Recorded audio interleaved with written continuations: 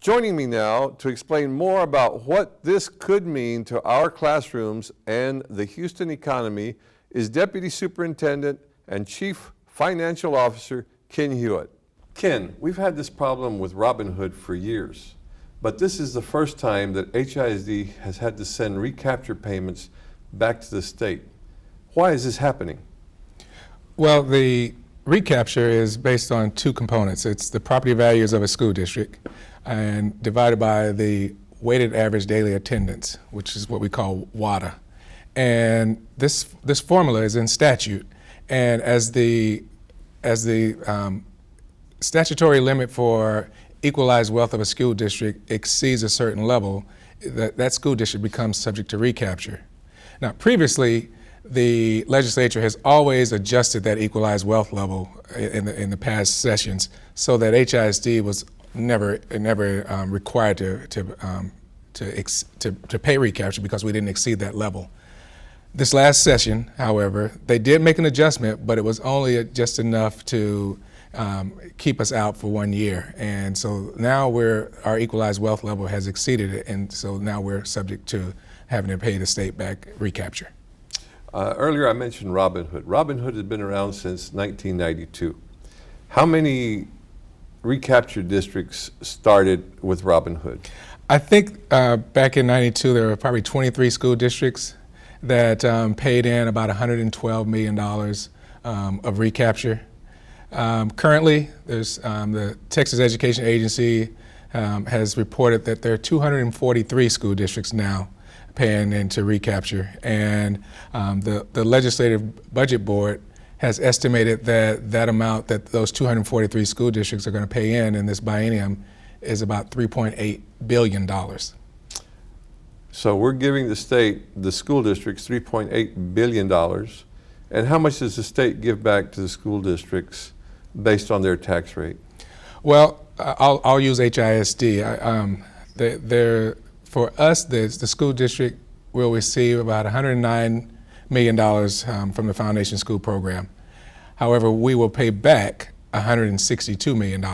And so, although you get something, but you pay back more. And if this is one of those things that continues, we will continue to pay back more than we receive for the Foundation School Program.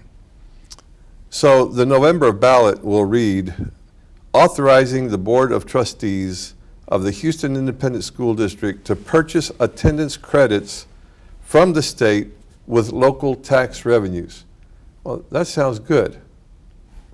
But what is confusing about that? Well, yeah, it does sound good. When you think about credits, you're thinking, oh, that's something good for us. But purchase attendance credits is just another way and that's language in the statute, and that language basically means that you will use your recapture dollars to purchase attendance credits from the state. And so that's just another way of saying you're subject to recapture. Send me your money. Yes. Please explain what does purchasing attendance credits mean? We just kind of touched that, but can you expound a little bit on how that affects HISD? Well, again, for HISD, purchasing attendance credits is really just and it's obviously subject to a vote of our constituents, but it is just simply if they vote for it, that they will authorize HISD to begin making payments in purchasing attendance credit from the state. That's what it means. It just means recapture. So I'm going to put it a little more plainly. Okay. These taxes are coming from our general fund. It's money that we use here to pay teachers, to provide programs, to pay for transportation, to do whatever we need to do within the school system to educate our children. And if we have to send $162 million back to the state this first year, then we will have to reduce our services to the students in the following year. Am I right? That's correct. And as you know, we just in making cuts to be able to, if the voters choose to do this, to pay $162 million back, we've had to cut deep within HISD this past budget season. And part of that was $40 million of it coming from just our campus budgets.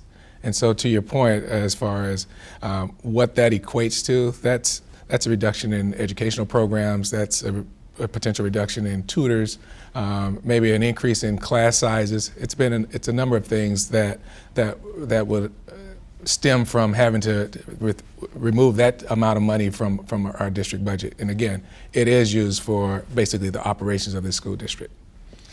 I mentioned it, you mentioned it about the ballot in November and the voters voting for it. You know, how did we get to this point that we have this on the ballot and we need to ask our constituency whether they want to approve it or not? So the statute, when you exceed that equalized wealth level, the statute requires that your constituents now have the option of voting for or against recapture. And so by us exceeding it, we've had to place it on the ballot. Now, the statute also requires, and the board had to place it on the ballot because you have to allow the constituents to vote for or against it in order and place this on the ballot in order to be able to set your tax rate. And so you're not even able to set your tax rate until you follow the steps with regards to placing it on the ballot and then allowing your constituents to vote for it. Let me speak to a little bit about voting for or against it. So when you vote for it, what that means is you're voting to purchase the attendance credits, and you only have to do this one time. So, and so once you vote for purchasing attendance credits, future year recapture payments don't have to go back out for a vote. So it's one-time vote for doing that. If you vote against it, which means we're not saying that we want to send those dollars and purchase attendance credits. By statute, the legislature still, or Texas Education Agency still has us subject to recapture. And so their option then is to detach your highest price or highest value commercial property and detach enough of that property until your equalized wealth level gets down to where it's not exceeding the statutory limit. And that is, you would detach that property to the commercial property to other school districts. And when you send it to other school districts, their tax rate most likely will be different than HISD's tax rate. And so those commercial properties will be subject to a tax rate different than ours, mostly probably higher, and they would send their tax dollars to those school districts that are outside of HISD. And that is obviously revenue that we will not have within our district to educate our students. Well, I just heard you say a couple of things that I think I need to repeat. Okay. If you vote for this and if it passes, then we will be sending money to the state for each year after that without the state or without the people having to authorize that again. That's correct. Forever and ever and ever and ever. Until someone makes a change to the statute. Okay. Then I heard you say detached property, commercial property. Yes. Houston has a pretty robust economy. We have the Galleria, we have Williams Towers, we have Shell Building, all these buildings, and those are commercial properties. Is that correct? That is correct. So when you say detach them, then they just kind of remove them off of our tax rolls and assign them to somebody else. That is correct. Now, in order to get to the $162 million to detach, how much property would have to be removed from our rolls? We're estimating that it's $18 billion, and that's with a B. $18 billion of property to get to the $162 million recapture amount. And as property values, so if that occurs, as property values continue to go up in the future, they would detach additional property, again, to get us back down to the equalized wealth level, that's statutory limit. And once it's detached, it doesn't come back the next year to be counted for you. It stays detached. That's correct. So if I vote for this, then I vote automatically to send money to the state of Texas that should be HISD money. That's correct. And we also estimate that voting for it and sending money away, we estimate that probably in 4 years we will send over $1 billion to the state as a result of that. Monies that should go to students and teachers. money that is necessary for running the operations of Houston Independent School District. Okay. If I go out there and I vote no, and all the voters vote no, what happens then? What happens at the state level in order to probably, hopefully, resolve this problem? So that provides an opportunity for the state to take this up in the legislative session, because if our voters vote against this item, then the state's next step basically is to prepare to detach properties.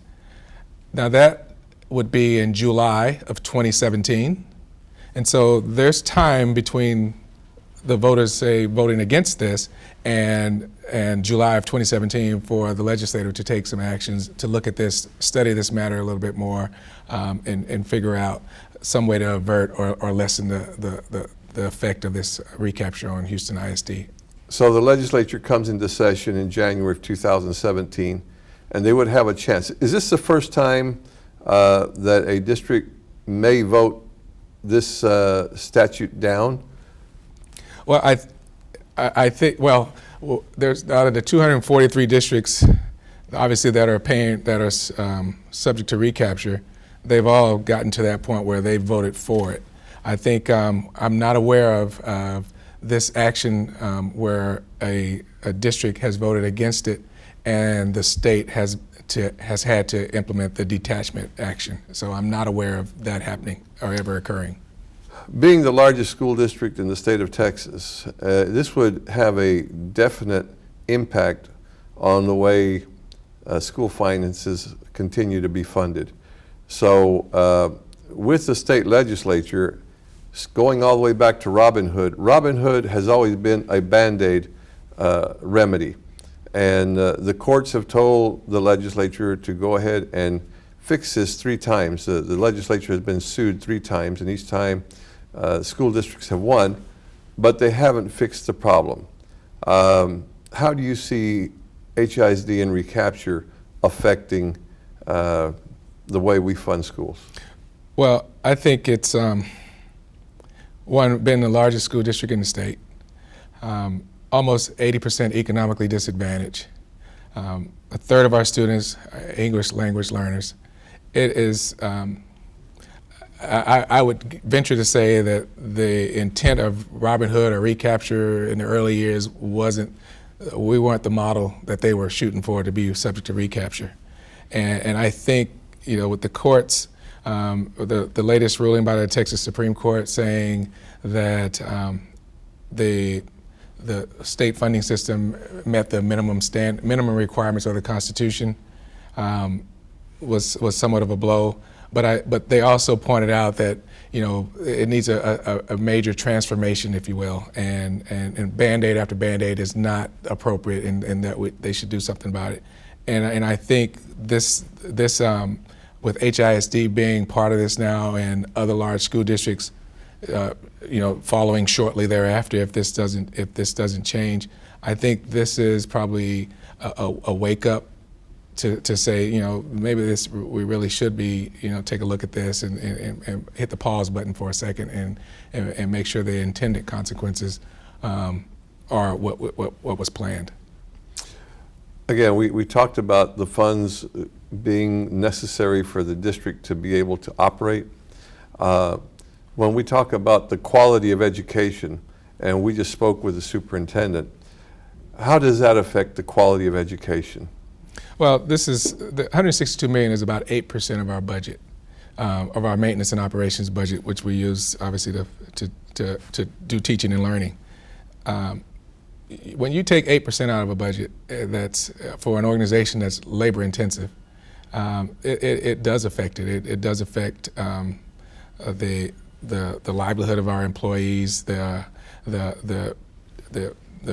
supplies or those type of things that we can provide, the learning tools, the technology equipment that's needed for digital learning, just a number of things. And this is really a setback to continuing growth and trying to move the needle for our students. And so this is no small hurdle to get over as far as trying to ensure that our students have the best opportunity to learn. So the November ballot, one more time. Vote for attendance credits means take my money forever and ever and ever. You don't have to ask me again. Every year we're going to have to send money to the state. Every year you're subject to recapture once you vote for it the first time. If I vote against it, we're saying, stop. We're not going to do this. We're not going to send you any money. So then the state, before it can really do anything in July, has the opportunity to try and adjust the funding formulas to take Houston out of recapture. Yeah, that's correct. And probably not just Houston, but to again avert or delay or whatever for other school districts as well that are subject to this law. Well, Ken, thank you for taking the time to explain this, and I think we'll have to come back and touch this subject again before the November 8th election. Absolutely. But it's going to be very important for our constituents to get out there and vote. So please, I'm asking them to get informed on this topic, to understand what they're voting for, and then on November 8th to go out and vote. Absolutely. Thank you so much for being here today. Thank you. For more information about the controversial Texas school finance system and Robin Hood, go to houstonisd.org/recapture. Also, I urge you to contact your state representatives and senators and let them know your interest in HISD schools and how Robin Hood is impacting Houston.